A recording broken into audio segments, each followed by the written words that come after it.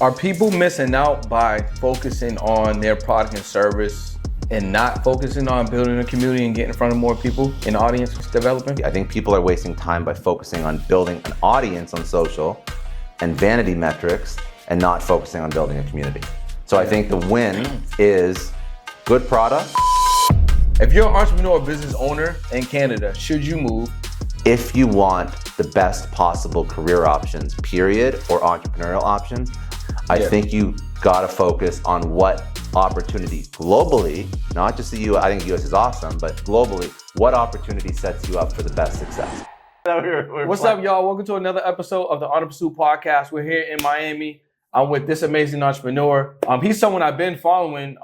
Randomly, we're in the same WhatsApp group because we were both on a podcast. Sean Kelly, right? Yeah. And that's very powerful. I think that's something that's very underutilized when you're a podcaster and you take all your guests, you put them in a group and kind of let them network and do their own thing. I feel like more people should do that. But that's how we connected. Yeah. And then randomly at an opening for a co-working space, office space, creative space, my guy was speaking. I'm like, wait a minute, I know this guy. And then he was talking about like finally met in real life. Right? Right? Not only in my head, not only on the app, but in real life. And he was talking about like building enterprise value and selling businesses.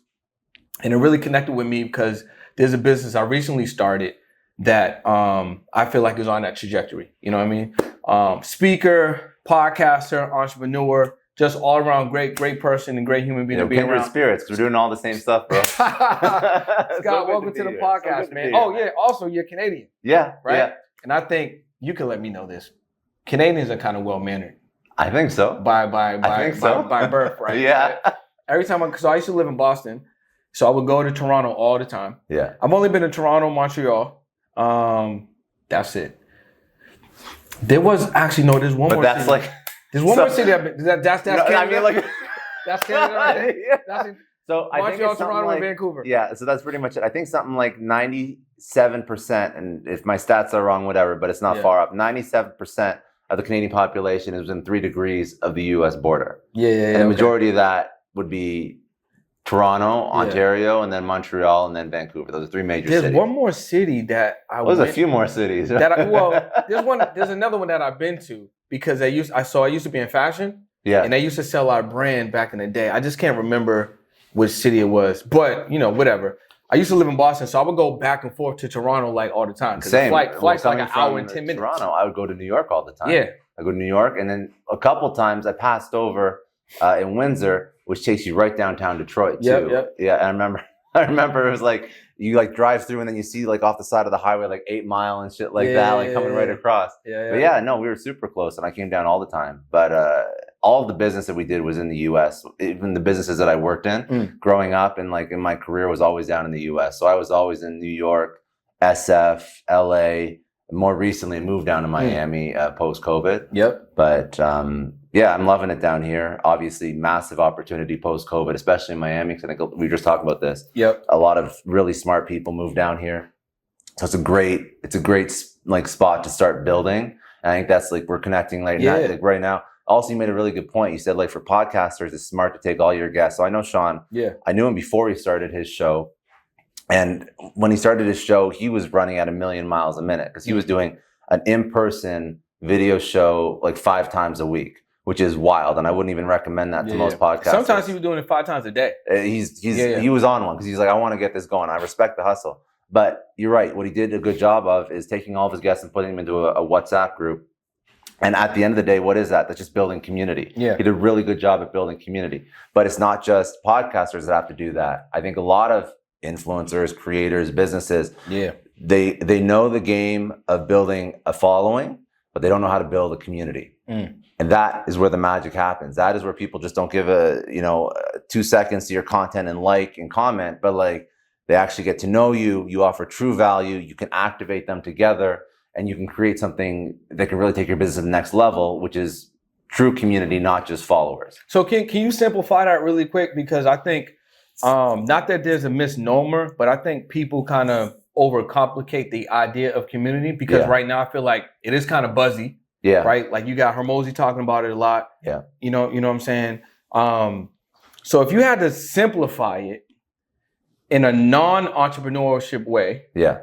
right? Just kind of like in life, how would you simplify a community so people have a better idea of creating one? 100%. So you're creating a space where people can go together and activate together. So they have to find a way to get to this space, and you have to find a way to activate them against a shared goal or common purpose. So I mean, think about a non-entrepreneurial example. Like, I mean, religion, church, like you're getting people to come out to activate, to obviously you go, and depends on what religion you are. It could be Saturday, it could be Sunday, it depends, doesn't matter. It could be Friday, but it could be the gym. It could be the gym. The gym's a religion, but you're creating a space where people come out. Yeah. They're participating in some sort of activity or shared belief or common goal, and then they're activating together. So church is not just about coming out on a Sunday and hanging out for an hour. Church is about, okay, so now you've come out, but are you going to give back to the community? Are you going to participate in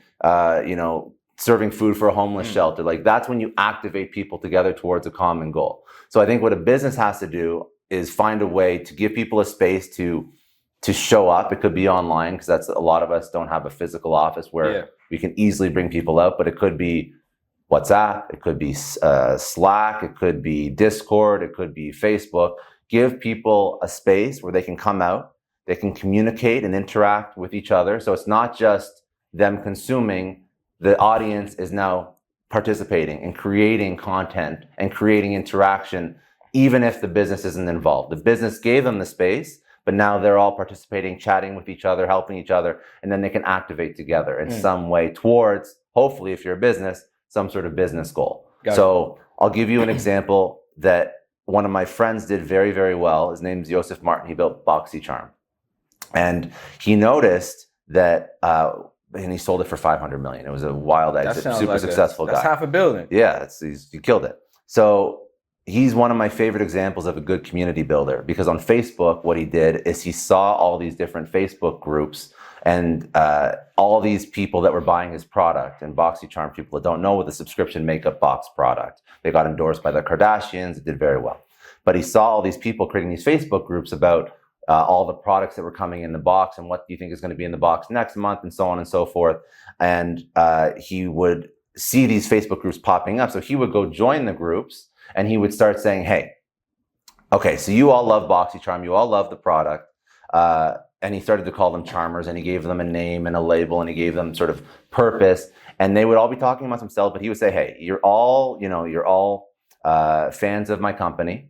What I want to do is I want to give you a sneak peek into what's coming out next month. So if you are part of this Facebook group ahead of everyone else, because they have millions of customers at this point, I'm going to give you a sneak peek into what products are going to be in next month's box. And I'll also take recommendations from you as to what we should put in the boxes in the future. And people loved it. They got involved. They became part of the company now, and they felt like they had special access. So he would say, the only thing I would ask is when I give you sort of like the sneak preview, I just want you to post about BoxyCharm. I want you to post something about BoxyCharm. And if you do that, then I'll keep continuing to give you free previews about what's going to be in next month's box. And what would happen is he would give a free preview. He'd say, this is what's coming out next month. If you want anything else in the months to come, just give me, write it in the comments what kinds of product you'd like. They'd all post on social media about, oh, I'm so excited about next month's box. It's got a free preview from the CEO, because he was in the groups himself. And then you would see that every single time you did that on Google Trends, BoxyCharm would go like spike up and go viral. And then all their customer acquisition costs would be decreased because they were trending. So that anywhere people saw their ads, it was an easier conversion, and it helped all the business metrics because you're activating all these people together. So you'd have a couple million, not even a couple million, a couple thousand people simultaneously posting on social. So you start seeing trending on Twitter and shit like that about the company. And it would happen every month. You do it every month. Yeah. He could architect virality because he built a community that he could activate towards a shared purpose repeatedly, time and time again. That's so crazy, man. It is crazy. Yeah, so the point is like, that's when you have thousands of people that love your product. But like you said, what Sean's doing, only a couple hundred people in that group. Yeah. And he's not using them for his podcast yet, but he's using it in a value added way to say, hey, if you're on my podcast, you get access to this community. Yeah. So he's using it in a different way, but you're still using it for a business goal, and you're still letting people not just consume your content as a business, but actively participate and give value to all the other people that are fans of your business. Exactly. So, okay. So the thing about that, right, is, and Sean, okay, for most podcasts, they can do the same thing. Yeah. I mean, business people, as far as community, can do the same thing, right? But I feel like when you have a certain level of know, like, trust, and you built up a good relationship, right? Like lack of a better word, let's just say brand. Yeah. Right? So let's say I reached out to you, you didn't know me in the DM, but you didn't hit me back because you don't know me. Let's just say, right? And now social's making it super hard for people to see those DMs people they don't know. 100%. They're throwing them into they got like 3 other inboxes. Yeah, they got three inboxes. You got like 3 on LinkedIn, you got or 2 on LinkedIn, you got like 3 on Instagram, you got 2 on Twitter. Yeah. And I don't see that shit because you just get too much. So now, okay, what's your point? I don't see it. So I don't know you. You don't see it. Maybe you're ignoring me because you're like, I don't know this guy, whatever, right? But you go on a podcast. Yeah. You go on Sean's podcast. Sean has credibility. You're a guest on there. I go on that podcast. I have credibility.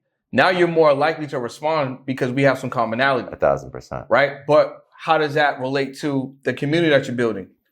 Everyone that's in this group, WhatsApp or whatever, but let's say Sean specifically, this WhatsApp group, you're already validated and more likely to respond to someone that you want to respond to outside of the group because now we're all in the group. Correct. Yeah. So instantly, Scott's like, "Oh yeah, Brendan, what you got going on? Yeah. There's no wall, any resistance that you may ordinarily have outside the group for somebody randomly that reached out to you. If I DM you and I'm like, yo, you're in Sean Kelly's group, I'm in it too. You're like, oh yeah, okay, what you got going on? Yeah, I have this event. We're gonna be doing this and this. I want to send you an invite. You're more likely to interact with that. And I think that's something that people overlook.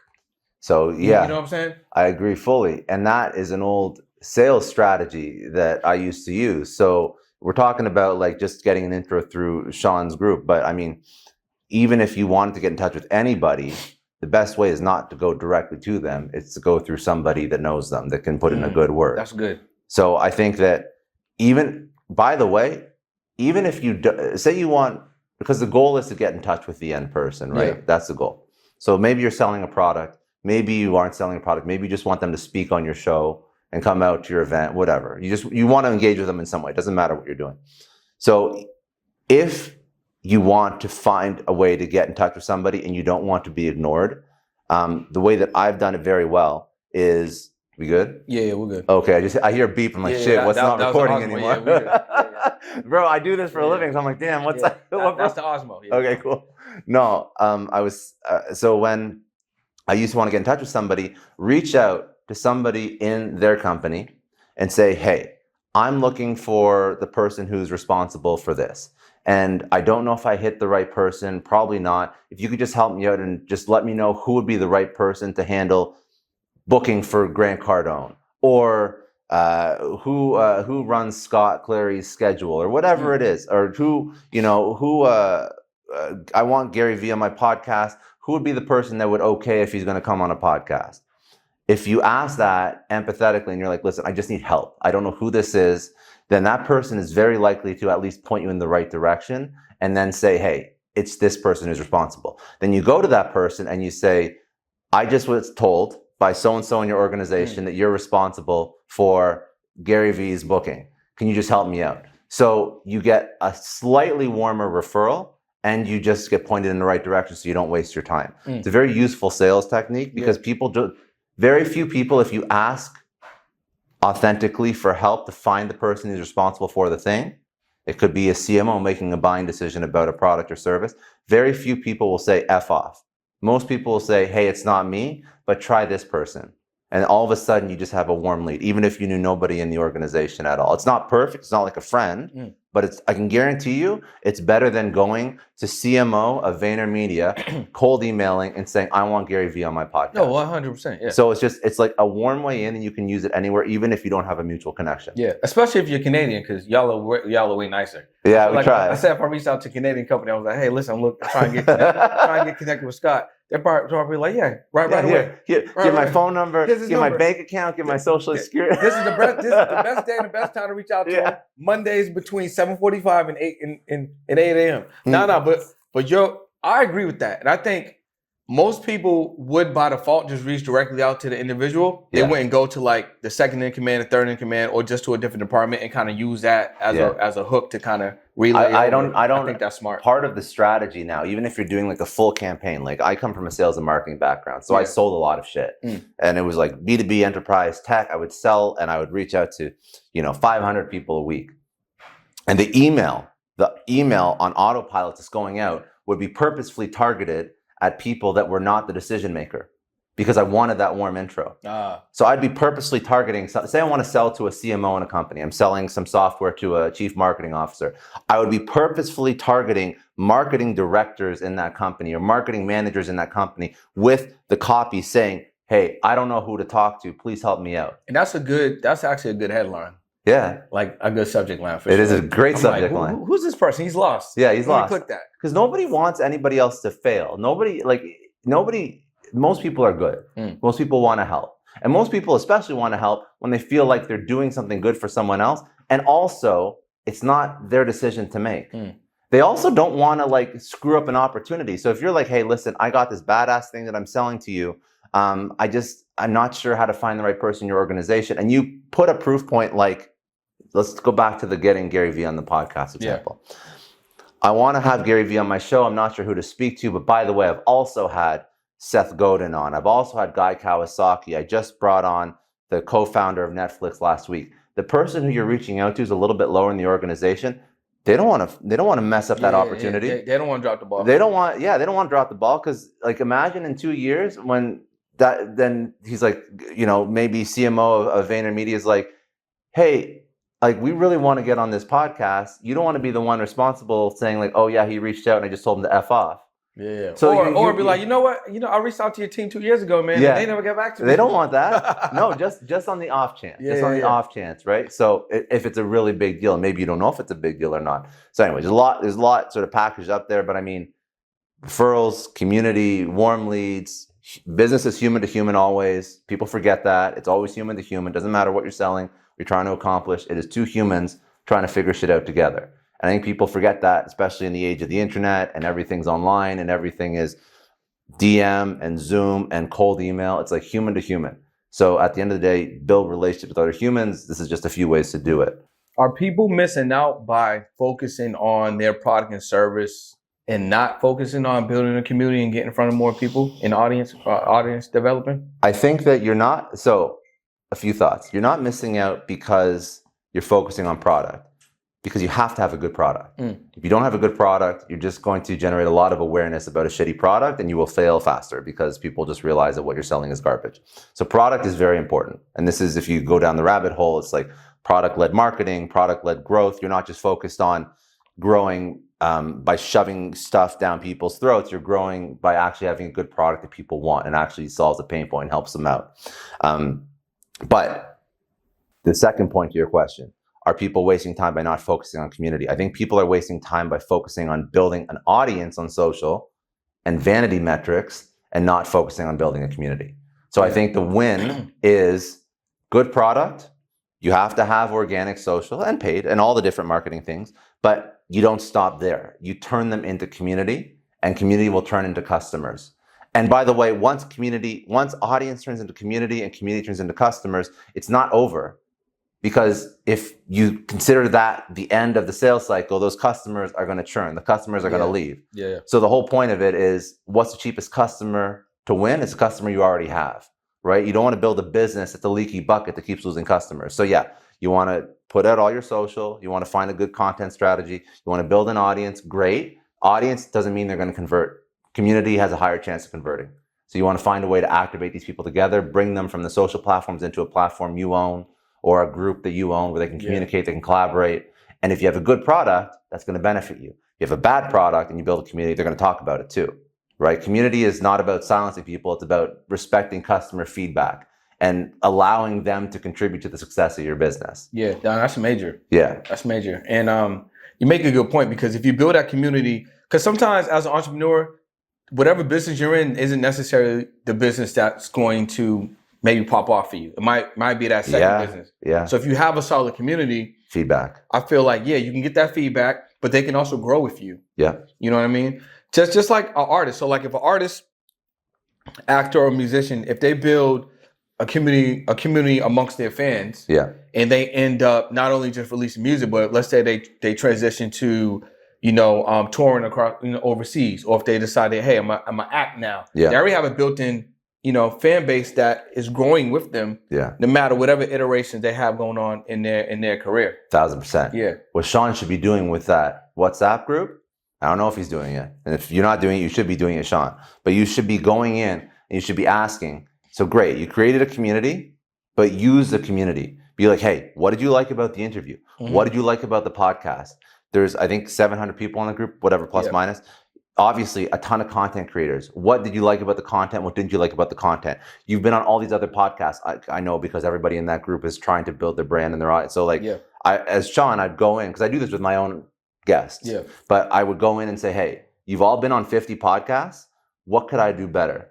And you learn from the people that are like on the ground, building their own brand, going on other podcasts. This is just, again, one example. You could apply this to any business, but for Sean's business, he should be talking to those people, because that is going to give him the best feedback to make his podcast the best podcast in the world. 100%. I mean, I have a fire idea that I developed. You know who Ravi Abuvala is? Name's familiar. I don't know off the top of my head. He's in Miami. You should definitely have him on your pod. What did he build? He built this company called Scaling with Systems. So it does. He super builds, familiar. I probably follow him on social. But and he has a pretty good YouTube channel. But this is one thing that I do with my guests. You would actually be the second one, because after we developed the idea, I think I had like one podcast after. Mm-hmm. So I just started implementing. So this is it, right? Let's do it. You're gonna do it, sir. but this is it, right? So you have a show. Yeah. You bring the guests on the show. You have a community. So either you develop one or you already have one. And obviously, you want to give your community exclusive content, early access, whatever, right? So podcast is over. Maybe you ask the guests 1 or 2 questions for, 5 minutes of exclusive content. Yeah. Boom. It goes in the community. So they get that, right? That's dope. But now what we do is, let's say during our conversation, there's like maybe 3 or 5 points that you hit on, maybe that I hit on, or just in general, these are the gems of the episode. So what we do is we'll collaborate on a digital product, right? We'll make an affiliate link, throw it in the community, but now we have a product that we can promote and we can make money together. I like that. So that product could be $27, $37, $47. You're more inclined to not only promote your episode, but you're more inclined to, whatever your marketing measures are, put this additional product out. Maybe you're going to do it in your email marketing, maybe on your social media marketing, maybe your next event, hey, I just did this podcast with Brendan. These are the 4 gems we talked about. It's really kind of encapsulate what I'm going to be speaking about today. You guys should just grab it. Yeah. And the digital product doesn't have to be like crazy, like 30 pages. It could literally just be like a 1 or 2, maybe even 3-page summary PDF, right? But now we have a co-branded digital product together, maybe title, cover. We put it out. You have an affiliate link. So whenever you promote it, you're going to get 50% of the revenue. I get 50% of the revenue. And the community, they have exclusive content. Yeah. So now if you have, let's say you're someone that's like, you know what, this year I'm going to interview 50 people. I'm going to drop 50 podcasts this year. If you do that with every single person, now you have collaborations with all your guests. You have random revenue coming in. You got all these different partnerships. That's awesome. Yeah, you know what I'm saying? I'll tell you one thing also that it solves for, that I think you don't even understand how powerful this is. From a podcasting perspective, it is very hard to grow a podcast because it doesn't have organic reach like social. Yeah. So when you throw something up on an RSS feed, it just sits there. Nobody knows about it, which is why I'm so bullish on YouTube and video and why you got to do video. But The other way to grow a podcast, I mean, there's a lot of ways to grow a podcast, but one of the major ways is to collaborate with big people in their audiences, right? Yeah. How many times have people listening to this who have done a podcast, and if you haven't, you'll experience it. You do a podcast with somebody who's big, and they don't give a shit about posting it on their own social. They don't collaborate on Instagram. They don't put. They don't. It's like put 85% of the time, maybe 90%. Which I think is bullshit. Yeah. Because I do it all the time. Doesn't matter how small you are. If I spend the time to go on your podcast, we're going to collab. We're going to push it out. I'm going to do everything that I can to try and make it successful because I'm Canadian. No, just no, it's true. No, it's I'm true. just playing. No, it's true. But in my mind, I'm like, I just want everybody to win. Mm-hmm. Like that's the way that I think it should be. Like I don't think that if you agree to go on a podcast, I think it's stupid if you don't want to collaborate or you don't want to at least push it to stories or something like that. Like you're not that cool. You're not. No one's that cool. Yeah. But the point is, if you do something like that, where we're collaborating on, we're taking to the next level, and you can make money off of showing this to your audience. Okay, all of a sudden, it just turned from, well, what's the benefit if I push out a content piece to all of a sudden I'm monetized to push out a content piece. So that's not only going to make you, as the podcaster, as the host, not only going to make you money, it's going to also probably have a much higher chance of you tapping into their audience. There's a much higher likelihood of them saying yes to some collaboration or some pushing it out or some emailing it to their audience. So that 85%, maybe it goes down to 30%. Yeah, 100%. And again, what you hit on indirectly, if they're paying attention, you probably received, you tap into the audience, so now you get their name, number, email. Everyone that purchases that product, you get rewarded on the front end, you win the guest, because, hey, listen, hey, Scott, man, we 100 sales this month. Yeah. You're like, great, right? Yeah. So $5,000 bucks. A couple grand, $5,000 bucks, you got 25, I got 25. Yeah. But you have, new data into your CRM. I have new data into my CRM. Yeah. Now your email list is growing, your text message list is growing. And how many other people got $25,000 after doing a podcast? Like you've interviewed a ton of people. I've interviewed a ton of people. I mean, I've never done this strategy before, but some of the people that we both interviewed are huge people. They're really, really big names. And I can guarantee you, I would assume they've probably done 50, 100, 200, 300 plus podcasts over their career. Probably 0% of those podcasts actually paid them anything. No, 100%. I actually specialize in, when I coach, right? Yeah. Because I coach too. I coach podcasters how to monetize, and I use non-traditional methods. So I don't. Yeah. So we talk about how to make your first 100,000 in podcasts without brand deals, sponsorships, or having a large audience. So like this is a strategy that can use, but like you say, the other benefits of that is data growth. Yeah. Right. Now your association with that guest doesn't die after a week or two. Yeah. After you post, right? Because you posted most podcasters, I call it like posting and hoping. Yeah. So the podcast is new for 48 hours, and then like, oh, next week we got they don't even it has no life. Yeah. You know what I'm saying? And you work so hard for that content too. 100%. So it extends beyond that. Scott and I could do a collab digital product really quick, right? Let's say in the next week. And then 6 months after, we can still be pushing that. Yeah. Right. So you still have that kind of co-branded situation. And just imagine, let's say you ran this strategy with your next 20, 30 guests or whatever, right? And let's say 2 of them, that product really went crazy. That guest is more inclined to really do a collaboration with you. Yeah. Because now they know that your audience is real. Yep. You can make some money. They got 300 new emails from your audience. You got 300 emails from theirs. You're like, shit, this is the most value I've gotten out of any podcast. Because usually when people come onto a podcast, they do a little bit of due diligence. They're like, you know what? I'm doing 50 of these. I'm going to talk about the same shit on all 50 of them. I hope this takes my book to, number 1 New York Times bestseller. But I don't know which podcast really. Don't do that, yeah. Like maybe there's like 5 main business ones that I'm going to go on for sure.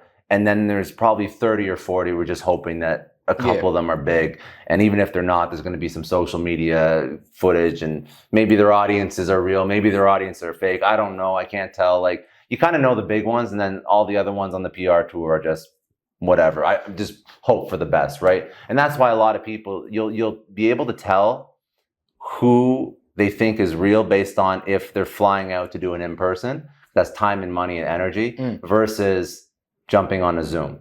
when you jump on a Zoom. This is why I'm focusing on in-person stuff too. This is why I love in-person for a variety of reasons. But in person, if people are willing to come out and hang out with you and sit down, especially if from out of town, that's like a whole other level of... Yeah, it's a vibe. Yeah, it's a whole other vibe. But it also means you're doing something right. What's going on? It's Brendan Boyd, and I want to tell you something. What you guys need to do is get in the room. Whether you want to learn how to leverage podcasting to take your business to the next level, or you want to learn how to structure and scale your offers, you need to get in the room and get in front of more people. The Podcast That Cash Tour is where you need to be, and we're going to be heading to 14 cities. So I know there's one near you. Orlando, Miami, Atlanta, Boston, New York, Toronto, LA, San Diego, Oakland, Austin, Houston, Dallas. Pull up to the tour. Bring a friend. This is the #1 media and business monetization tour out there. Podcast That Cash Tour. Click the link below. Grab a ticket. Cannot wait to see you in the room. I want to meet you. I want to help you grow your business through media. I'll see you on the other side. All right, so you was talking about Zoom. So you're saying if they do Zoom as opposed to in person, you were saying. So if you are running a podcast, usually how you start it is you just jump on Zoom or Riverside or Squadcast. It doesn't want to pick what doesn't matter, StreamYard.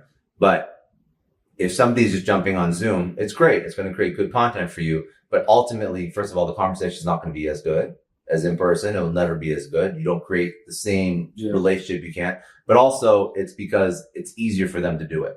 So it means they may care about your show, but they do not care about it enough to come out and sit down with you in person. Yeah. So the goal of a podcaster is to create whether or not it's the brand or the community or the download numbers to the point where people are willing to travel eventually to come out and sit down with you. Because that's when you win.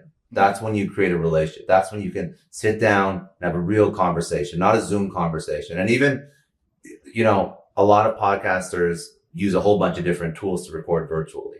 The reason why I actually went back to Zoom after going through every tool under the sun for virtual is because even in Zoom, fine. I know that when I'm doing a Zoom, it's not as important to them as when they fly to Texas to do Joe Rogan, for example. But I do know that I still want to have as real a conversation as possible. So for me, Zoom was important because Zoom removes a fraction of lag time that a lot of podcasting platforms have. Yeah. And the thing that I care about the most as a podcaster is creating an environment where people feel comfortable. And to do that, you cannot feel like a robot.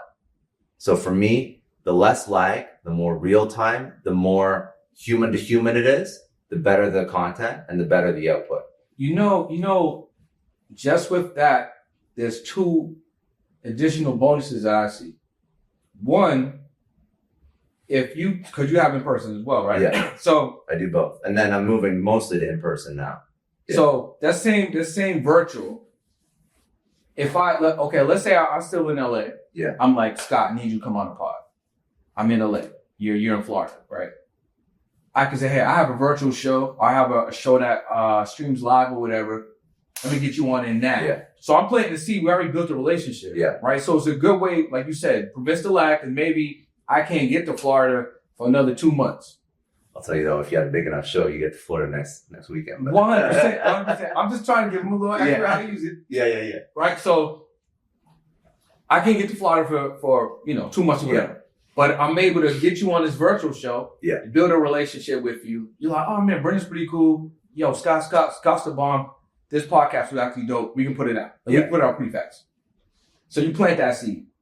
Then once we circle back in, let's say 2 months, that podcast may even be better, right? Because we already have a little bit of a relationship, right? Virtual could be like your audition. 100%. Yeah. But it can still go out and we can still drop some fire. 100%. 100% you can. 100%. But the goal of the podcaster, of course, is to have really great conversation with really smart people. Mm-hmm. And some of these people, you got to understand, like some of these people are going to jump on a podcast. They're going to be asked the same questions. People aren't going to do their research. So like they don't know you from all the other bad experiences that they've had.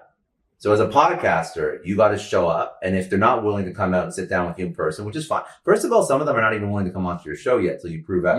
But the point is you got to prove it out. And then this is just a life lesson. Like when somebody gives you a chance, like exceed the expectations, do the prep work, put some time in to give them the best possible experience. Because I find that the bar to excellence and a better experience than 99.999% of people is very low. I think a little bit of prep, a little bit of just setting yourself up for success goes a very long way. Yeah. And I don't listen, I do prep and I do research, and I have help, but I mean, when I started, I have no help. And I do research now, and I'll put together show notes, and I'll try and find things that haven't been discussed on every other podcast. And maybe when I was starting, I put in 20, 30 minutes of prep into a show. Some people do a lot more, some people do none. But even that, I've had comments from really, really notable people saying, wow, this is an amazing show. This is phenomenal.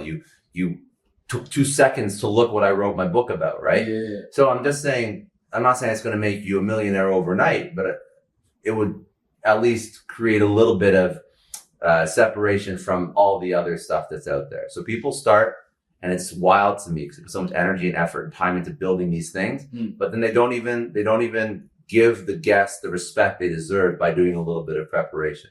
Sometimes I like to ask. I didn't do this for you though. Yeah. So forgive me. No, you're good. But We already knew each other. It's true. But that's also yeah. So but I can ask you right now too. Yeah. Sometimes I like to ask the guest. This is going for y'all as well as what is currently going on that you want to highlight. Yeah. Because sometimes, it could be something that they're working on, something that's coming up. Yeah. Maybe something that just happened, and in their life or business, and they're like, you know what? Yes, this is definitely one thing I want to touch on. Yeah. Or another good one is, I got your bio or your press kit. Has anything changed? Yeah. Because sometimes that changes and that doesn't get updated.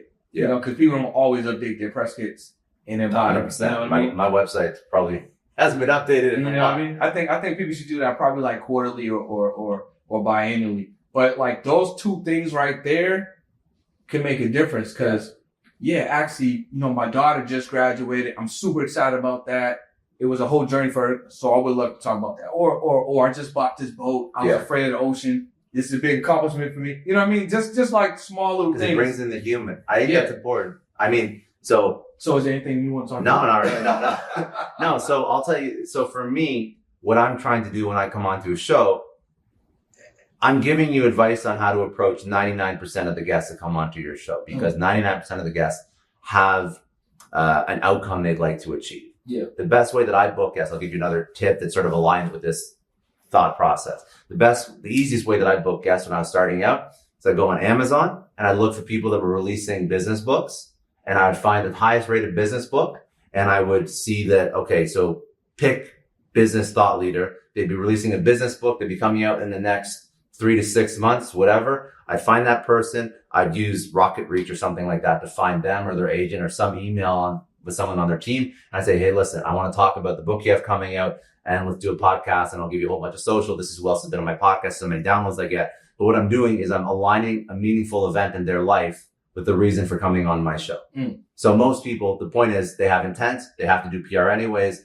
I'm going to throw my hat into the ring, and I got a really good reply rate. Yes. That's super smart. But the point is, a lot of people want to come on a show to promote a book. Now, a lot of people also suck at content. So that's heavy. They want to come on a show. They want to promote a book. But what's going to happen? I'm going to promote the book. Then you're going to get 50 podcasts that sound the same because they're all going to be having the same talking points. As a content creator, I think that's a miss on their part. And I think that most people don't understand how to do social properly. Some people do. Most people don't. The people that do will say, I don't really give two shits about most of the stuff in my book for this podcast. I want to deliver the most value to your audience. Yeah. And if they like me, they're going to go buy the book. 100%. Yeah. That's how you know when somebody knows social versus not. Because people don't know social be like, these are the 20 points that I want to talk about in the book. And every time they won't tell you this, what will happen is they'll say, okay, I want you to ask me this question, but this part of the book. And then when they answer on the podcast, and they'll say, well, in the book, I spoke about this. And they'll say, and the rest of the ideas in the book. And the rest of the ideas in the book. That's somebody who doesn't get the power of social. Yeah.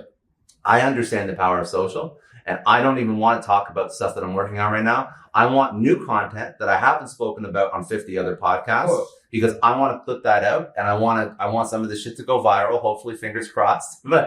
And then people will discover me and they'll learn about me. Then they're going to go down the rabbit hole. Then they're going to take a look at my social. They're going to read the newsletter. They're going to listen to the podcast that I do, and then maybe they'll care about the thing that I'm building. Yeah. So I can talk about the thing that I'm building or the things that I'm building, but ultimately I want to just give the most value to your audience. Because if I teach enough and I kind of sound like I know what I'm talking about, they can be, oh shit, I want to learn more about Scott. Yeah, no, for sure.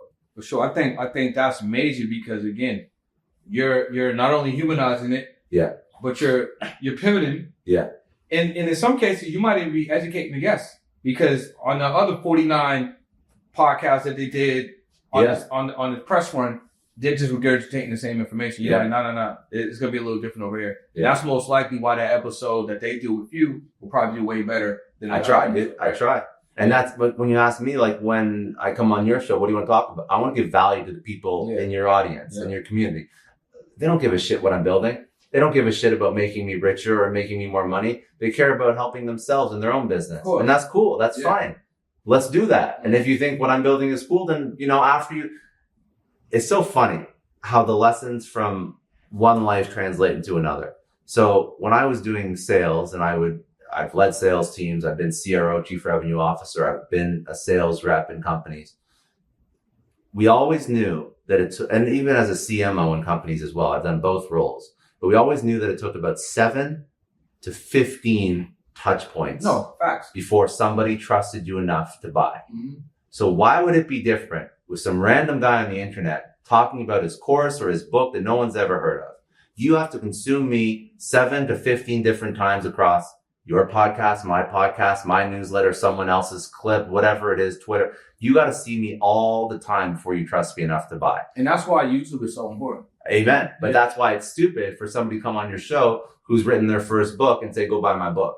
Bro, I don't know who you are. I'm not buying your shit. Yeah, facts. Yeah, so that's why I think that people get content wrong too. People have to give more value up front and not sell as hard all the time. And that's when you win. So 2 things with that. One is podcast funnel. Yeah. Because we were talking about virtual earlier. Yeah. And that was the second point. Now, podcast funnel, I think something like this is genius because if you are, because one of the things you mentioned is some people with maybe the big entrepreneurs and maybe they have bigger brands, they don't necessarily have a podcast. So they could create a virtual component, right? Or if you're a startup podcaster, you can do the same thing. If you have a business, basically the podcast becomes like adjacent to your business or whatever your podcast. It's another media asset. That's one of those trust building touch points. 100%. Yeah. And then what you do with this, you invite potential prospects or people that may be a good fit for your product and service to come on the show and talk about what they have going on. Like, for instance, if you're in the financial services and you know that, everyone needs insurance, but most people, they don't have a good perception of what insurance is. They're like, oh, I'm not dying on the insurance. Or they don't understand that you can use it to build wealth. But they don't understand that it 100% guarantees the next generation revenue, to have something to build from. They don't understand that, if you are sick or you end up having to not work, you can go to your insurance and it can subsidize your income. They don't understand that, you can use it for like infinity banking and stuff like that, whatever case it is. But if you have a financial services show, for lack of a better word, you can invite people on there and have conversation. Yeah. After that 20, and it don't have to be long because this doesn't have to be a 60-minute podcast. You can have 20 minutes of conversation, 30 minutes of conversation. It could live stream or it could be pre-recorded and put it out. And you just have, hey, what are your thoughts on this? Did you know about this? Let me know what's going on. You find out more about the person, highlight what they have going on. But then, occasionally you might ask a specific question or two that kind of gives you more information on the individual. You kind of see if they might even be a good fit for whatever. That's why every business should have a podcast. 100%. Because you got podcasting for content. Yep. Which is super scalable content strategy. You bring on the person, you build a relationship with them. You can build that relationship over an hour to the point where eventually they could actually be a customer of yours.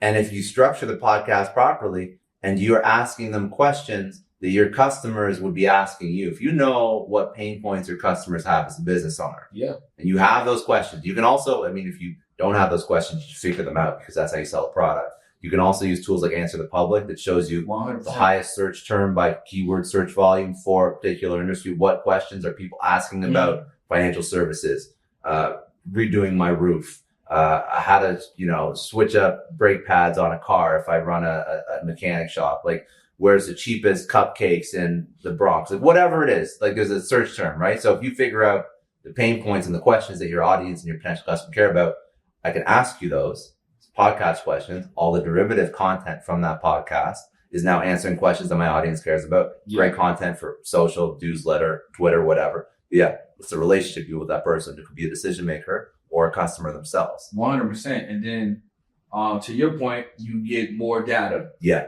Right. And now you have a warmer conversation. Yeah. And it's not that person more likely to come on your podcast, answer the questions, highlight what they have going on. Yeah. And then be more open if you pivoted that to like, hey, let's do a follow-up call to see if this might be good for you.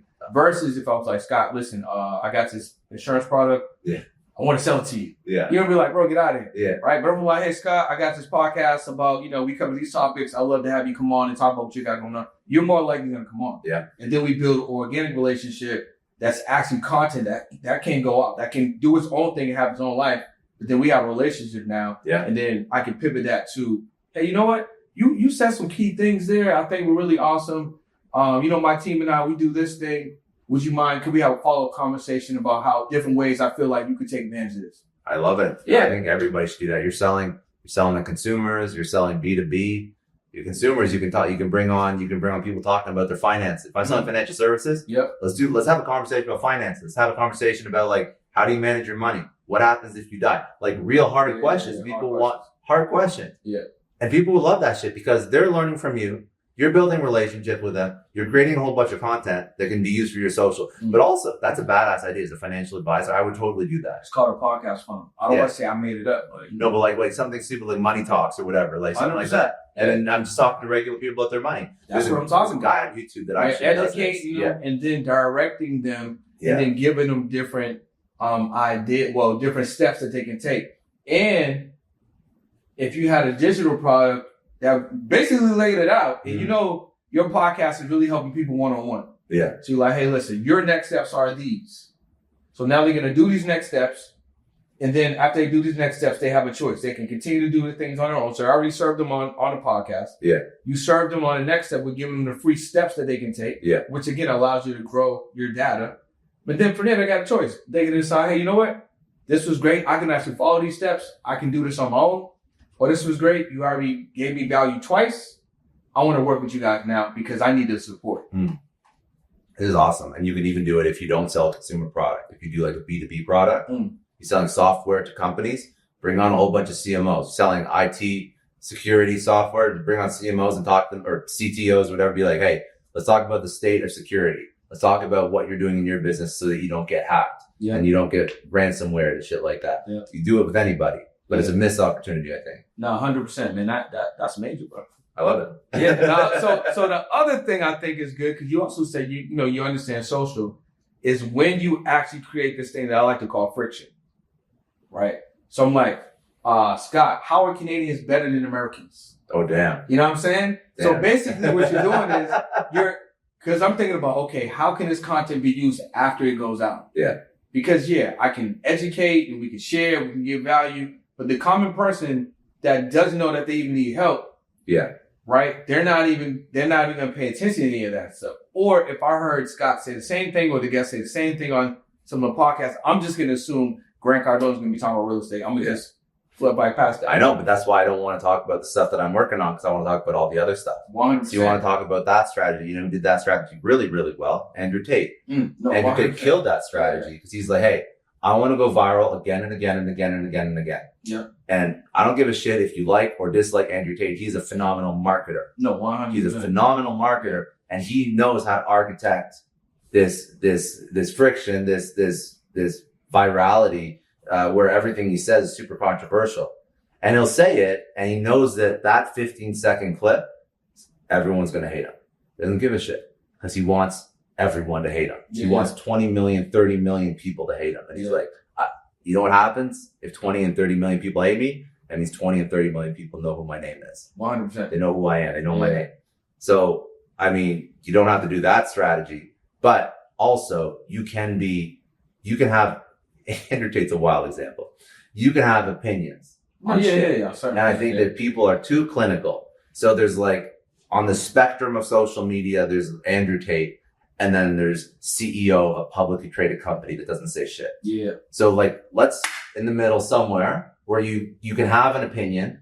You're not going to get canceled if you're not an asshole, and talk about shit you care about. Talk about shit that's real to you. So when I think that most people suck at social media, I genuinely think that most people suck at social media. I think that most brands honestly should fire their CMOs because they don't know how to figure out social media. Yeah. And the brands that do kill it, like Duolingo or Wendy's on Twitter or like shit like that, the people like, there's fun brands that get it. Yeah. But the brands that don't, and the brands that don't figure out social, that's a controversial, whatever. Not really. I think most people think that B2B marketing sucks, but most brands don't get how to market. Yeah. Big brands. But I have a controversial take. Well, it could be controversial. Maybe it's not, but I might think, Yeah. So, Trump running for president, he got all these felonies now. Yeah. But if you have one, you can't get a job at Wendy's. Well, he can't even vote for himself. It's crazy. It is crazy. But you can be president of the United States. Okay. But that's the fact. What's controversial about that? Bro, that's why. But It is wild. It's not even. wild to think. It's controversial because if you think about it, I think a lot of laws are stupid. I mean, No. so as a Canadian, you want to know what's wild as a Canadian? No, The fact that you can't drink at 20, you can drink at 21 in the US. I could drink at, what was it? 18, right? 18, yeah, 18, because in Quebec it's 18. So I could drink at 18 in Canada. Oh, that's the place I'm like, Quebec City. Oh, Quebec City, yeah, that's a wild city. Yeah. Food's good, Yeah. good nightlife. But yeah, you can drink young. But then it doesn't make sense to me why Americans can own a gun and shoot and they can't drink yet. I mean, you can drink at like, what is it, like 14 or 15 or 16 in Europe? It's like, Yeah, it's urban. you just drink whenever. Yeah. I'm not saying drinking and like getting into fights and drinking and driving. No, I'm just saying like, you can't even have a beer until you're 21, which is wild. Yeah. And I think it's stupid. I think that if you look at like, I mean, I don't think having a beer at 18 screws up a society. Mm. Like a lot of shit does screw up society. That's not it. But regardless, that law is not going to change anytime soon. But I mean, that's as a Canadian coming in, I think that's ridiculous. Yeah. Why do you think Canadians come to America I think as that, opposed to stay in Canada and become more successful? well, I think that, so there's a lot to unpack there. I think that in the US, US startup culture and business culture is less risk adverse than Canada. I think Canadians are very risk adverse. I've noticed that when I look at an investor in Canada versus an investor in the US, it's not a hard and fast rule. It's just something that I've noticed in my career. An investor in the US is going to invest in 10 companies and he's okay if 9 of them don't work because one's going to be a unicorn. But I've noticed that an investor in Canada wants everything to work. Doesn't want to have 9 failures. Yeah. I find it's a risk adverse culture. I find that money doesn't flow as freely. The economy's not as big for sure, but I'll have a customer in the US that will easily bill $100,000, $200,000 for a product or service, and a Canadian equivalent won't even want to spend $20,000 or $30,000 on the same product. Gotcha. So it's a whole different environment. It's a different environment. Now, I'm not saying you can't succeed in Canada. That's a stupid thing to say. But then on top of that, you have, like, I'm not a fan of the current government. I'm not a fan of Trudeau at all. I think he's really bad for the country. I think a lot of Canadians believe that. In fact, that I think in 2024, people leaving the country reached an all-time high. I think that he just introduced something like 65 or 66% capital gains tax. That's a lot. Bro, That's a lot. that's a lot. That's a lot. That's a lot. If you build a business, if you make any significant amount of money, your tax rate is over 50%, which is, it's the same as New York and California, but in Florida, we don't have to pay that kind of tax. Sure don't. And I think, yeah, amen. But I think it's just like, so if you think about why you pay tax and an environment that's focused on capitalism and helping businesses succeed, there's a lot of programs in Canada, kind of like in the US, and there's incubators and there's startup hubs and there's all these things that are good. But if I was going to choose where to build a business, even in the US, would you build a business and incorporate in California? No, you wouldn't anymore. I've done that, but I wouldn't do it again. No, people say you're stupid. Yeah. Do Delaware, do Wyoming, do anywhere. Mm-hmm. Why would you do California? You don't have to unless you're opening up a brick and mortar. Yeah. So same point for Canada. Why, if you don't have to, would you open up a business in Canada? And the tax rate is a lot. So if you think about why governments tax, you're supposed to provide services for the tax, right? So I think that Canada doesn't provide enough services for the tax they take. I think that if you want to live in a country that's a little bit more socialist and has a higher tax rate, go live in Europe, because the social services they provide for the amount of tax, I think, are much better than you get in Canada. So in Canada, I find you get a high tax rate, and your equivalent services that you get from the government do not match the tax rate. Yeah. So I don't want to wait, for example, 12 hours in a hospital waiting room if I'm paying 54% or whatever it is marginal tax rate and 66% capital gains. If I'm paying that shit, I want to be like in and out of an ER, or God forbid, just like a regular visit. So I rather play the capitalist game in the US and make money and buy access to things that I want. And if I didn't want that, then I go to Europe. And then I would get more services for my money. I'd be taxed higher, but I feel like my life would be more comfortable. Yeah.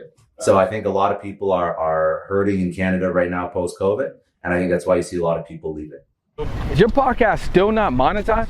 Apple has over 2 million podcasts on their platform, but only 450,000 of them are active. The truth is 90% of podcasters quit before episode 10, and of the remaining podcasters, only half of them really know how to get money. And they rely on brand deals, sponsorships, and a large audience. So if you're really ready to scale your podcast to 100K, click the link below, book a call, and let's see if you're a good fit for the program. Do you feel like Canadians should leave Canada? Should Canadian? What's your opinions on that? Now, I guess it might be two ways you look at it. If you're an entrepreneur or business owner in Canada, should you move?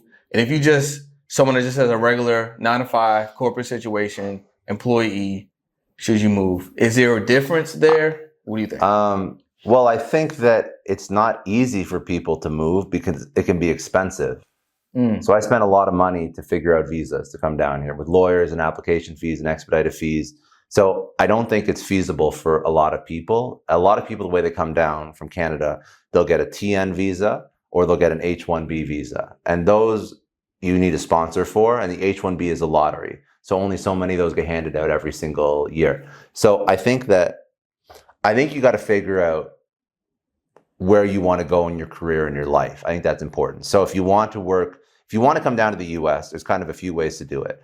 You can be a notable person, you can be an investor, or you can work for a company that will sponsor a TN or an H-1B, which is usually like huge company. So think about like Facebook or Netflix or Deloitte or a big bank. Like that, those will be the companies that will be able to do that. It'll be very difficult for you to convince a small company to do that. So if you want the best possible career options, period, or entrepreneurial options, I do not think you should be solely focused on sticking in one country.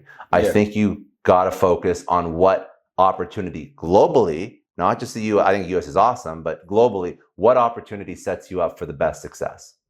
So if I was trying to figure out my career, I wouldn't care about the country. I would just be like, hey, I want to do this in my life. I want to build this business. I want to work for this company and I want to be making this much money. Okay, so how do I do it? Because there will be more opportunity outside of Canada. That's not like an opinion, it's just a fact, right? There's more positions outside of Canada globally than in for any large company. So I think that's smart. If you care about working for a Canadian company and you're very patriotic, it's good for you. You can do that. And you can work for a Canadian company or build in Canada. But I would say that it will not be the easiest unless you are building a company that literally services an exclusively Canadian, like if you're building a company that contracts with the Canadian government, then obviously that's not even a conversation.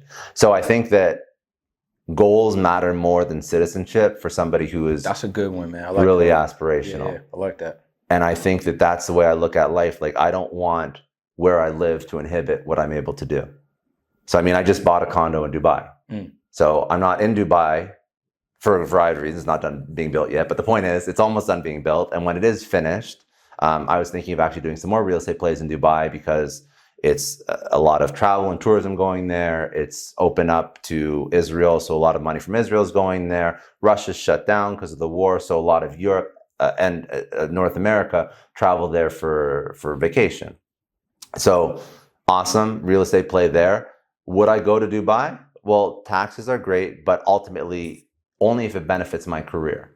So right now, at my stage in my life, it doesn't really benefit me to be there because I want access to people. I want access to notable thought leaders in the US. So it makes sense for what I'm doing right now to be here. But if I don't have the podcast anymore, I want to focus on, maybe I want to go raise a fund, and maybe I want to go tap into money globally, and I want to go raise a fund to go invest. Maybe it makes more sense for me to be there, or maybe it makes sense for me to be there 3 or 4 months a year so I can access some thought leaders from Europe and the Middle East and bring them onto the show, because nobody in the US targets that market. Kind of like what Diary of a CEO and Stephen Bartlett does. Yeah. So for me, it's not a matter of I need to stay in the US. I'm thinking I need to be where my business will thrive. And I don't care about where that is in the world, because I want to build the biggest possible thing possible while I'm alive on this earth. Yeah. So I'm going to find a way to architect my life to achieve those goals. I like that. That's a really good answer. I like how you're thinking about the global aspect, and then what environment is going to best benefit you. Yeah. Which kind of brings us to the next question. Do you think, well, obviously I kind And of... lifestyle matters too. Well, that's what I was going to say. Yeah. I already know your answer to this, but I kind of want to hear you kind of expound on this. Should someone that is born in a certain country, certain city, Yeah. stay there their entire life? No. That's a hard no. That's a hard no. And I know that happens. I know. I think that happens in the US more than other countries. And I've thought about this before. Because in other countries, to do business, at some point in your life, you have to come down to the US. I didn't know a single Canadian growing up that didn't have a passport. I have met several Americans since I've been here that do not have passports. That's mind-blowing to me. Because I think you miss out on so much of the world when you don't travel. But I get it. If you're comfortable, if you make your money and you're good, then maybe you don't feel the need to travel. But I think that it's important to travel, because you bring in diversity, and you bring in different culture, and you bring in different ideas into your life that can completely change what you're capable of, and even what you think you're capable of. So no, you should not stay in your country, in your city. You should, at least at the bare minimum, travel for vacation to get exposure to other cultures. But I mean, for quality of life, if you never step foot in Europe, to me, it's a very sad thing. Like you're not experiencing everything that this world has to offer while you're on this planet. And I think that it's a personal preference, obviously, but I mean, this summer we're gonna do Italy. We're going to do Austria, which is one of my favorite cities in Europe, and Vienna, Austria, one of my favorite cities in Europe. We're going to do Athens, and we're going to see some friends, a couple weddings. Obviously, not everybody can travel all summer. That's ridiculous. And a lot of people are still like paycheck to paycheck. So the goal is not to say like spend your whole summer in Europe, because that's a very privileged thing to be able to do, no lie. But at least expand your mind to other cultures, even if it's once every 2 years or once every 3 years, because I think it benefits. I think it benefits you. I think it gets you thinking differently. I think it exposes you to different kinds of people, which very strategically, if you are an entrepreneur, can only benefit you. Because if you understand how to build a business, you know that you'll be dealing with different types of opinions and personalities and cultures all the time. This is how you win. If you only are able to sell to one kind of person, it's going to be very hard for you to build a business. But if you understand different cultures and different ways people like to do business and different personality types, then I think it's going to benefit you in the long run. So I think that exposure really does. I think it makes you a more whole person. Yeah, I think. What's your opinion? What do you think? Bro, number one, I 100% disagree with anyone who feels like they need to stay in the same city. If you, because this is my thing. We get one. But but it's so funny, because that's half of our Facebook. I mean, you're right. Yeah, you're right. It's not an American thing to do that. Like that. Like I look at my Facebook and I'm like, they're still going to the same bars. Yes. They're getting fucked up every weekend. Yep. They haven't changed at all. They're still. I mean, some of them have good jobs. But and most Canadians do travel. Like most Canadians will at least have to go to like Europe like at one point in their life. So it's not like they don't have passports. But I mean, if I look back, they're still doing the same thing. Bro, we got one lap. Mm-hmm. No matter how you want to shake it up. Yeah. You get one lap. Uh-huh. Now, based on your perception, it could go fast and go slow, but you got one lap. So in this one lap, and you don't know what's gonna happen, I believe that there's a transition, there's another something. Yeah. Right? Yeah, but you're gonna bet on that? Exactly, right? So you get one lap. Yeah. So in my one lap, and this especially hurts me, just like you said, when people don't have passports. If you got one lap, you're gonna be in the same city possibly in the same house, or you might live in a different area in that same city, or maybe a different city in that same state, but basically the same place. You don't move out the city or you don't move out the state. Yeah. You may travel to the same cities outside. Like, let's say you go to Miami, Vegas, LA. Yeah. And when you travel, that's where you go. So you're not going to any other places. You don't have a passport. And maybe in a relationship, and the person that you're with, they don't really. Well, that's a whole other thing. Like who you date, who you marry. Yeah, bro, that changes your life. So yeah, I'm totally against it. Yeah. Matter of fact, this kind of brings me to, there's a couple, I would say rapid fire, or these are the questions we can put in our digital product, right? But okay, you're talking about the person you date. Okay. So the person you date or the person you end up marrying, what do you feel like, based on you, what are like 3 or 4 things to you that were important or are important? Because how long have you been with Gina? Almost 6 years now. All right. So you with her for 6 years. Yeah. With her for 6 years.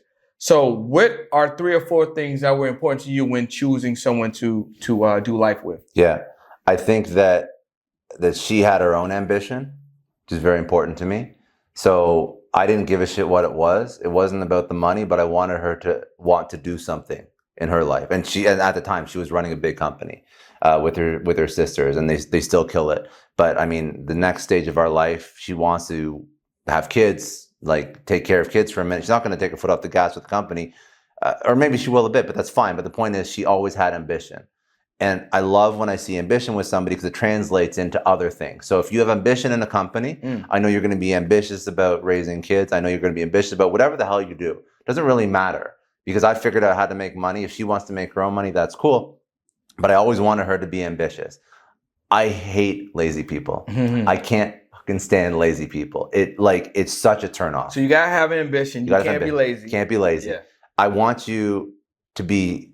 do you know the book Radical Candor? Have you heard of this book? I think I read that one now. So it's a book by Kim Scott. It's like a business book. Okay. The point of it, the book is about like how you need to be like super candid. So you don't be an asshole, but you don't, if there's a problem, you talk about it. Yeah. In business. And I'm sure this is where I'm, connecting the dots. But for me, I need somebody who's super candid with me about shit that's going on in our life, like what's going right, what's going wrong, what do you like, what do you don't like. I hate when people play games. I think a lot of guys don't like this shit. When people play games, when you're trying to guess what's wrong, like all that bullshit. I'm like, I don't have time for this. Yeah. Like just tell me where I fucked up and I'll fix it. Yeah. Because I'm very self-aware. I'm very self-aware when I'm not doing good and when I am doing good, almost to a fault, almost to the point where I actually don't like praise from other people because I'm like, bro, I know when I did good. I know when I did good. You don't need to tell me shit. I know when I did good. And Scott, you did good. No, fuck off. Yo. You're killing the podcast. I appreciate you, bro. No, but for me, it's like I want somebody who can call me out on my shit. Yeah. Because I think that if you don't, then you can have these really toxic feelings of resentment. They just fester and they get worse and worse. Yeah, and that'll blow shit up. Yeah. So ambition, no laziness, radical candor. Radical candor. Anything else that was important or that is important?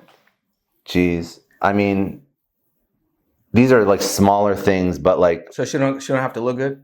She always has to look good, but I mean like... You didn't name that. Is that obvious? It is an obvious. It's so fun. Maybe that's a good thing that I didn't say that first thing though. I think she's beautiful, but I mean, that wasn't the thing that, like, again, I think it's another point too. We talked about relationship for a whole podcast, but there are a lot of things that are very important in a relationship. And looks, although important, when you're 60 and 70, they fade. Yeah, facts. And also, like, I also won't be that fucking hot at 60 and 70. Like, I'm not saying looks are important, but you got to understand what like builds a true relationship with somebody. And I think it's a lot of these things. So yeah, looks are very important, but looks are good, but they can't be everything. So I didn't even think about that at the beginning. Obviously, when I first saw her, I thought she's hot as shit. But like, for me, it's like there's a lot of girls that are hot, but I don't want to date a lot of girls. There's somebody who I want to bring into my life and spend the rest of my life with, and that's very important. I think other things are like wit. Wit is very important to me. Somebody who's funny, somebody who can make jokes, somebody who can laugh at themselves, somebody who is like, who wants to improve, and you sort of tackle life together and you both add value to the relationship. It's not like one person is leeching off the other. these are all things that are important to me, and I've found them all, but I'm very blessed. But I think that these are things that are just like the core of any good relationship. I think that too many people get stuck on looks. Got you. Yeah. But then looks, so if you ever bring some sort of psychologist or biologist on this show, or some scientist, I think I'll explain what I understand at a high level, but I don't know enough to go into the details about it. But even if you're dating the hottest person in the world, eventually that person will become routine, and you'll be used to that person. Yeah. I think from a biological perspective, like they'll just become what you're expecting. And part of what we think is like hot and good looking is what is new and unavailable to us. And we want to like go after that thing. So you could have a supermodel, and 5 years later, you're going to be like, well, I've had this supermodel for forever, but I just saw this girl walking down the street and she seems pretty hot. So what are looks worth then? Yeah. You're not actually caring about looks. You're caring about something new that you can't have. Yeah. So you just tell your girl to get a new haircut. New haircut, yeah. Change. Hey, get a new haircut, change the hair color. Yeah. You know? Well, that's any relationship will take a lot of work, and that's where lust turns into love, right? Yeah. I think that's super important. But yeah. Those are good answers. Thank you, bro. All right. So, okay. I really want to know this, because I feel like this can really help someone. In building a business, what would be the first 5 moves, or maybe a 6? What are the first few moves that someone should make? They're watching this pod right now. Yeah. You know, they're like, I have this idea. I want to launch this thing. My first inclination is to do this, but Scott's telling me that I should consider these things. What are the first few moves based off of your experience? So I think that you got to find a business. So there's different. This is not a new idea, but it's an important idea. So when you start a business, a lot of people will start a business just focused on what they're passionate about. And I think that's a mistake. I think you have to consider other things as well. So passion isn't the only thing that you build a business around. So if you love dog walking, it may be a business, it may not be a business. So it's not only what you're passionate about, but it's what you're competent at. So what you can do better than anyone else in the world, what you can actually do. So you could love dog walking, but maybe you lose the dogs every time and you're not going to be a good dog walker. What are you competent of? It's super simple, and obviously a super simple example, but what are you super competent about? So what are you passionate about? What are you competent? What are you good at? And then what does the market need? So you have to find a way to test the market to make sure there's a need for whatever product or service that you're selling. So that is the first way to ideate a concept that you're going to take to market. So passion plus what you're good at plus what the market needs. And there's different, you can talk about ikigai, which is another concept and shit like that. But that's ultimately what will be a good first step. And then you figure out, after you figure out what you're passionate about, what you're competent at, what the market needs, then you would probably want to figure out, okay, let's figure out a take to market strategy. Let's find my first, let's say you've validated that the market needs your product or service. Let's find a way to sell to my first 50 customers.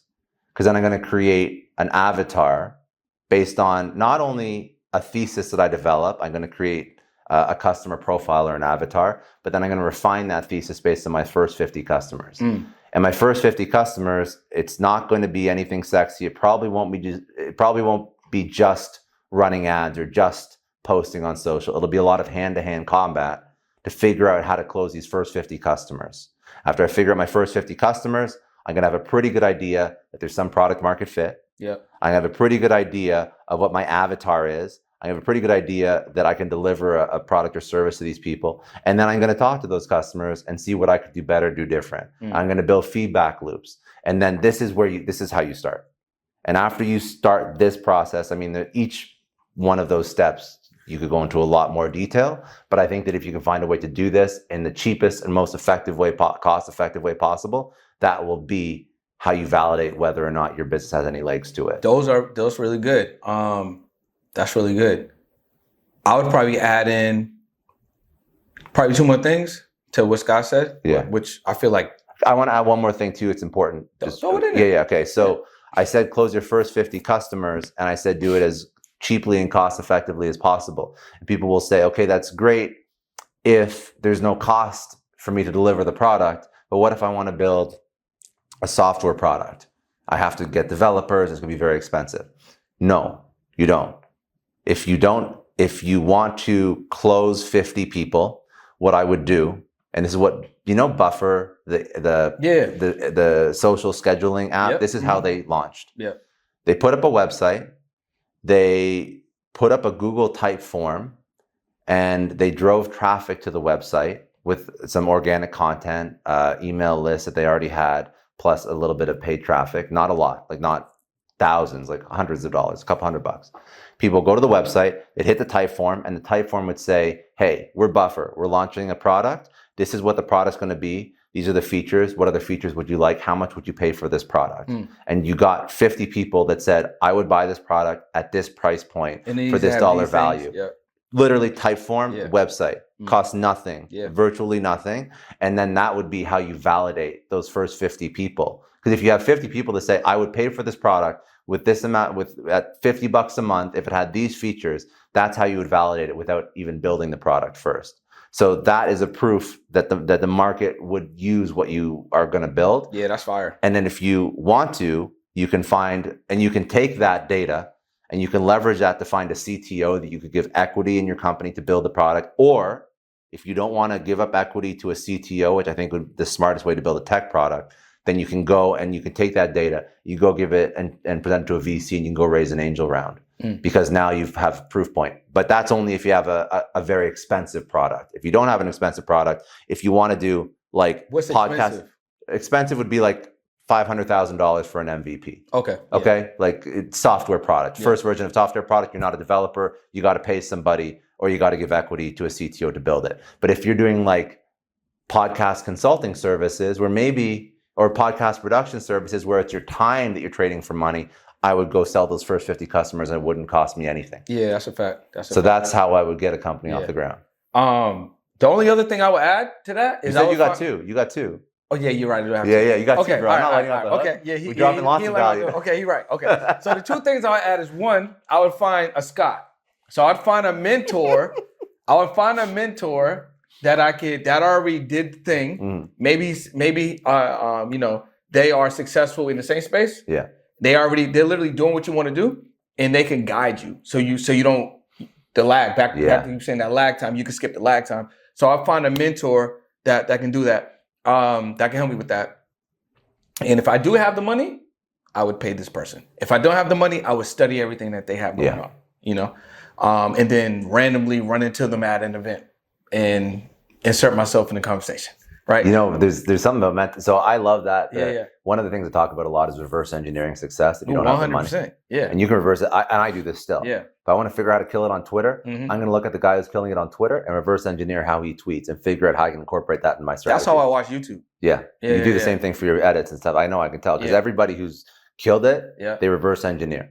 And Hermosi, he did this at scale. You don't have to pay a lot of money to do this. What he did is he hired agencies. He did a whole video on this. He hired agencies and he paid them like whatever, $20,000, $30,000, $50,000 a month.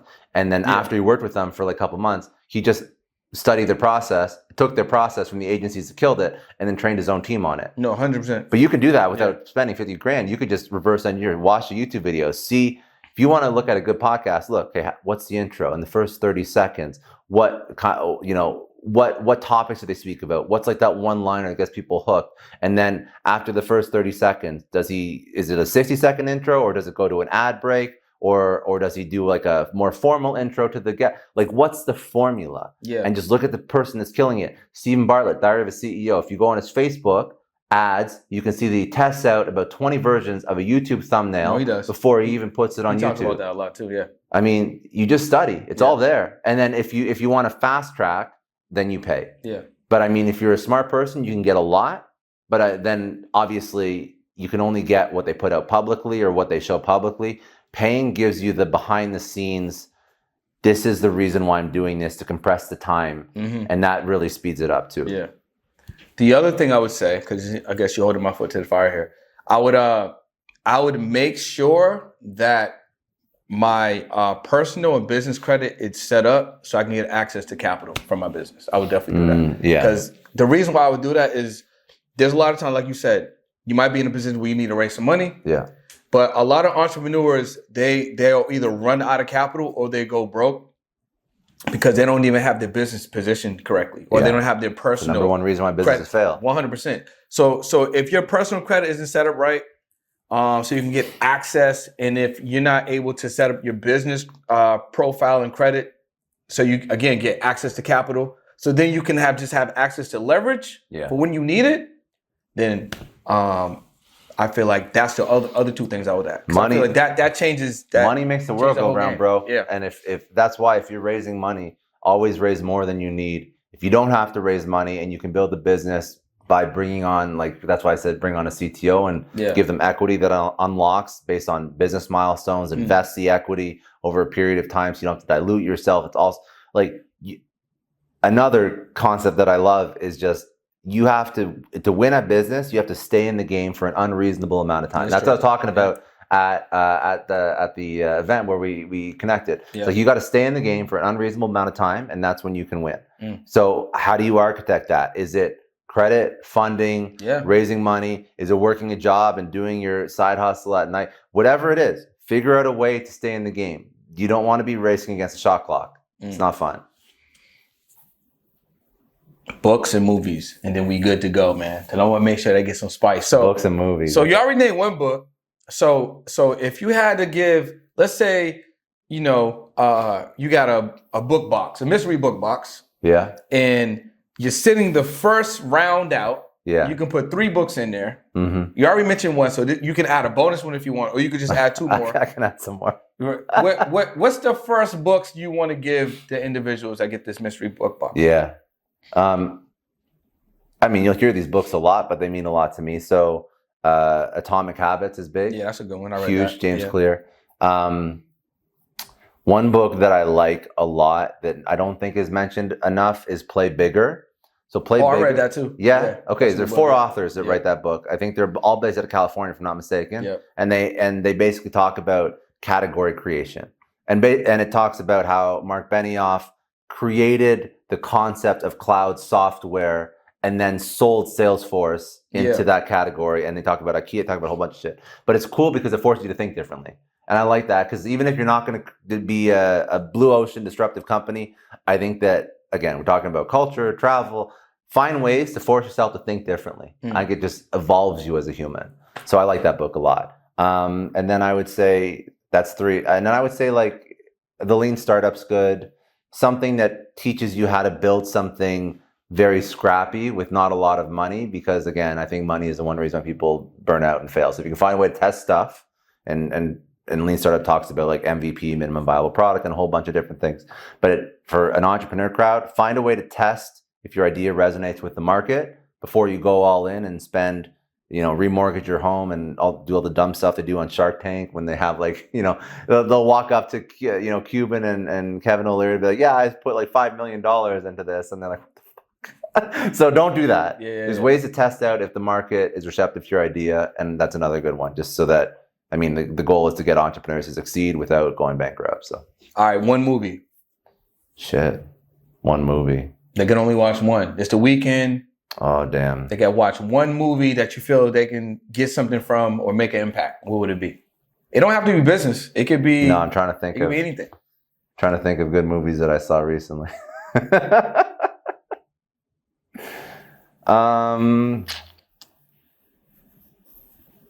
Damn, I'll use that movie that we talked about at the beginning. I watched so many movies and Civil War? Yeah, Civil War. You know why? Because it teaches you, it shows you how much you should appreciate what we have. Yeah. I know that maybe that's a stretch because it's like a military, like, fighting movie, but I think that it forces you to respect what you have. Maybe be the critical feedback of that movie was that it was very stressful for people because it was very real. It's like political climate and hate is at like an all-time high in the US, and now Trump is now a convicted felon, and all the stuff that's going on in the world, and people are upset with Trump and upset with Biden, and everybody's just mad all the time. I noticed that. That's, as a Canadian, something else I noticed, Americans are very mad about politics. I don't think Canadians take politics as seriously as Americans do. Yeah. Very, very divisive here. Very. Who you like, Biden? What? Get out of here. Yeah. No, it's like you can't even talk to somebody. We can't have civil discord. Yeah. But I think that maybe the meta meaning for that movie, maybe I'm just reading too much into it, is like the world is better when you're just kinder to people, and maybe don't think that everything you see on social is how most people are. Because so I think that I don't want to be reaching too far and reading too much into the movie, but I think that the lesson is, listen, everyone's stressed because the feedback was, oh, Civil War, the movie feels too real. It feels like this is where we're at right now. Like one wrong move by Biden or Trump, people are going to like take up arms and start fighting each other. And I think people have to realize that Twitter is not real life and social media is not real life. And the person that has slightly different political views is not an enemy. And I think that we just have to be all more human to each other. I think we lost a lot of humanity. We lost a lot of empathy during COVID because we were isolated and we were just stuck on our computers reading shit online, which just is not a healthy environment. So I think that the lesson from that movie, to go through life being more empathetic, being more willing to listen to alternative points of view and thoughts. And I think that will make for better society, more productive society, healthier society, and everybody can win. Because I think that not everybody is against you. And I think that movie stressed out some people, but it shouldn't. It should just highlight the reasons why. Obviously, I don't think there's going to be a civil war, but it highlights the reasons why we should be better humans to each other. I think that's a good one. I like that. I'm gonna have to watch that now. It's a dope movie. Now you got my interest peaked. It's a very good movie. All right, so you're not hanging out with your significant other. You're not doing any business. You're not podcasting. Mm-hmm. It's just you. What's one thing that you enjoy in life right now? Or that you're looking forward to? Yeah. So my thing that removes me from work, which is tough for me because I'm sure like you, we work all the time. That's why I'm trying to strip you down. I love you. I love you, man. I love you. Like we're very we're the same person for sure. Yeah. So for me, it sounds stupid, but like I like going to the gym and I like busting my ass in the gym. I like being humbled by the weights. I like just like fucking my shit up at the gym. Like that gets me out of work mode. And that is actually when I get super creative. So when I'm dripping sweat, just hit like a PR on a deadlift or something like that, that is when I really think of new ideas. And half the time when I tweet, it's in the gym. Because it's these thoughts that are coming to me about all the things that have happened to me throughout the day that I'm like, damn, that's like a really teachable moment. And when I tweet in the gym, these are lessons to me. People get mad because they're like, damn, bro, like you don't know where I'm going through. I'm like, bro, I do. Because this is a lesson to me. So you ever go on my Twitter? I'm talking to me right now. I'm talking to me. It could not. Maybe it's not that day. Maybe it's a lesson I learned like a year ago. But all the shit that I ever tweet has been because I should have known better, or it's something that I learned the hard way. Yeah. So for me, it's just like, and I used to be hockey, and my first job ever used to be, of course, Canadian, whatever. All the stereotypes. You know, I used to coach tennis. I used to play soccer. I used to play rugby. I used to play a lot of sports. But for me, that was like, it was good because it's like, you can always think you're killing it in life, and sometimes you are, sometimes you aren't. But like working out, just busting your ass, it never lies. Like it doesn't lie. It tells you if you're in shape, if you ate right, if you slept right. Like it just does not lie. Sometimes people around you lie. Like weights don't lie. So yeah, and that's true. Yeah, weights ain't gonna lie. No. You're gonna put it up or not. Exactly. You things up, but you ain't lifting it up. You know what I mean? So all right. So before we get out of here, man. Anything else you want to leave with the people? Obviously, I want you to let them know where they can go to tap in with what you have going on. But yeah, if there's anything else that you just want to make sure that they know, they don't miss on, anything at all? I would say we covered a ton of stuff. This is an awesome podcast. Thank you for having me on. I appreciate it. This was dope, man. It's a lot of fun. Yeah. I would say a lot of people probably learned some good ideas and lessons today. Just, baby steps. I think that's super important. Don't get overwhelmed. You can consume a lot of content online, and I think there's a whole idea of just consumption and I want to just learn as much as I can, which is great. But now people learn too much and they don't do. Yeah. So you can you can listen to podcasts all day, but if you don't do it, it's not going to change your business. So you had a couple ideas from you and me today. Just start actioning one and just figuring out how to make that one idea successful. I think that's the best takeaway, because I don't want you to get overwhelmed to do nothing. For me, I mean, I have my own show called Success Story. So it's pretty easy, successstorypodcast.com. Do interviews like this. And then all the social is at Scott D. Clary. So it's pretty straightforward. Yep. But yeah, dude, just take action, find a way to stay in the game long enough, reverse engineer success, and pay attention to your wins. That's the last thing, because we get so focused on the negatives and we don't pay attention to the wins that we do every single day. One negative, it could totally derail us, but it shouldn't, because we win all the time. So find a way to just remember all the times you won, because that's going to carry you through all that. It will happen, shitty moments when you're building a business. So. Yeah, that's a good one. That's a good one. Yeah, dude. All right, you, man. bro. This has been great. That's been awesome. It's been great. Listen, you guys, another episode of the On the Pursuit podcast. Scott Clary. Make sure you check him out on the socials. We'll make sure we'll put everything below. We got a special gift for y'all too. Some real spicy. So click the link below. Make sure you grab that. And thanks a lot for checking out the podcast. We'll see you on another one. Let's go. Is your podcast still not monetized? Apple has over 2 million podcasts on their platform, but only 450,000 of them are active. The truth is 90% of podcasts quit before episode 10, and of the remaining podcasts, only half of them really know how to get money. And they rely on brand deals, sponsorships, and a large audience. So if you're really ready to scale your podcast to 100K, click the link below, book a call, and let's see if you're a good fit for the program.